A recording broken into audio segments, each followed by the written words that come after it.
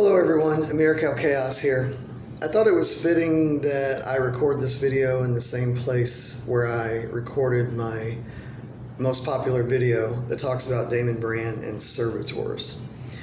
A lot of people have asked me since then, have I continued to have the same success and results with the servitor that I created, specifically the one that I created to help find me money in unexpected places. So I've been meaning to do a follow-up video about what has happened since, and this is going to be that video. I'm going to talk about what has happened since, but not only that, I want to talk about in general what my experience with the occult has been since then, the path I've taken, and where it's led me to now. So, to go back in time, if you watched that video, if you have watched that video, if you have not, I suggest you go back and watch it. There's a video I made about Damon Brand and servitors and my experience creating servitors. So I created 3 servitors based on the book, and the one that I mainly talked about in that first video is the one that I created to help me find money in unexpected places. So when I first created that servitor, my experience was I received some results that were just really mind-blowing, and it's really hard to believe that it was just a coincidence that those things happened when I created that servitor. So I felt like at that time, yes, I got results, but everything stopped. I quit receiving money from unexpected places. Now, financially, I'm in a much better place than I was then, and I have things have really changed in my life financially. However, I created that servitor to find money in unexpected places. So I'm not so sure that I continued to receive results with that, and I may have killed those results with my own questioning and self-doubt. I'll get into that in a little bit. I don't believe that servitor still exists or is still finding me results because I quit feeding it, and it should have died out and starved according to how servitors work. I created the second servitor to help me lose weight. That one gave me short results for a little while and then stopped. I stopped feeding that one too. Interestingly, I joined Weight Watchers since then and lost a bunch of weight. Could it be because of the servitor? I don't know. And I'm not so sure that I received results from that servitor because I quit feeding that one too. Finally, I created a third servitor to help protect me and follow me when I ride my motorcycle to keep me safe. I have not wrecked my motorcycle. No one has pulled up in front of me. I've been safe. Is that just because I'm a cautious driver and rider, I should say, and careful, or that servitor still exists? I don't know. I continue to call on that servitor every time I ride. I continue to feed that servitor every time I ride. So, who knows? Now, all that said, I quit even trying to create servitors. When I first started into the occult, I saw a lot of things that happened. I received and achieved results, I should say. I saw a lot of things that happened that there's no reasonable, rational explanation for.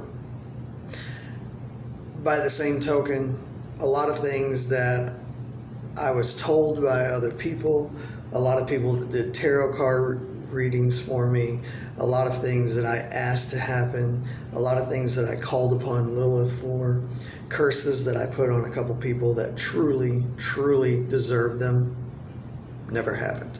A lot of that stuff never happened. A lot of people told me things that never happened. A lot of people told me they saw things that never happened. So I really began to doubt and question everything. 2 other things that I was doing a lot of, and these come from Jason Miller's book. I can't remember the name of the book right off the top of my head. But 2 of the other things that I did, and I made videos on at least one of those, were offerings to local spirits and the bornless one ritual, which you were supposed to do daily faithfully every day for a year to connect to your holy guardian angel, the bornless one. When I did local spirit offerings, at the end of my offerings, every single time, with very, very rare exceptions, there would always be a breeze outside that would stir up.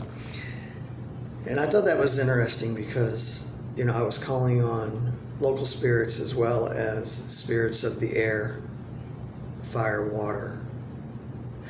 And it was always interesting. I would feel that breeze, even if there was no breeze. As soon as I finished that ritual, I would receive that. I also made an offering to my ancestors. I beg your pardon. I did a weekly meeting with my ancestors, and I created an altar to my ancestors. And I used an app to speak to them and to hear from them, like a ghost app. And I know a lot of people say, oh, those are nonsense, they don't work. But I definitely received some messages through that app that there's just no way. All that said, a lot of things were not happening, a lot of things were not progressing. So eventually I just gave up and I quit the occult. I gave up on it. I sold the things that I had accrued. I gave away some other things. Now that said, let me talk about my background. When I was 21, I became saved. I joined the church. I became very involved in the Lutheran church. I was a very adamant Christian. I felt like God was calling me to be a pastor. I went to seminary. I studied and got my bachelor's from a seminary and my master's from a seminary. I became ordained. I started a nursing home ministry. And I did that for about 5 years. But I began to doubt and question my faith, and I actually ended up rejecting my faith, leaving the church, and I became an atheist, a hardcore atheist for a while. In my other video, I talk about why I chose to give the occult a try. It was mainly because of Damon Brand's book on servitors and the things that people were saying on Amazon about the results they were getting. I thought, hey, let me give this a try. Gave it a try, got some amazing immediate results, but then everything died. And so I gave up and I left the occult. It was a few months later. I was on Facebook one night, and a friend of mine on Facebook who practices the occult, her name is Tila Petrova, was doing free live messages from spirits. And so I went on there, I joined the live chat, and I asked her if she had a message for me from Lilith. And she came back and she said, yes, Lilith is telling me, or saying to you, I should say, that your doubt, your questioning, your constant doubt and questioning has killed any results that you've had. It's completely destroying your ability to work in the occult, and it has it's stopped you from going along a further path with me. Lilith, I had chosen as my patron deity. Now, when I heard that, there's no way Tila would know that about me. I had not told her that. I thought, wow, look, Lilith is sending me a message. And there's just no way to explain it, like a lot of other things. So I thought, what am I going to do? Am I going to jump right back in, head over foot, into the occult? Or should I take it slowly? I know it was one of the other things that I experienced is I did a lot of different things in the occult. I tried reading tarot cards. I tried reading a crystal ball. I tried working with Olympic spirits. I tried working with Lilith. I tried curses. I tried spells. And I thought maybe I spread myself too thin, tried to do too many things. And so since then, what I've decided to do is take things very slowly and work my way back in.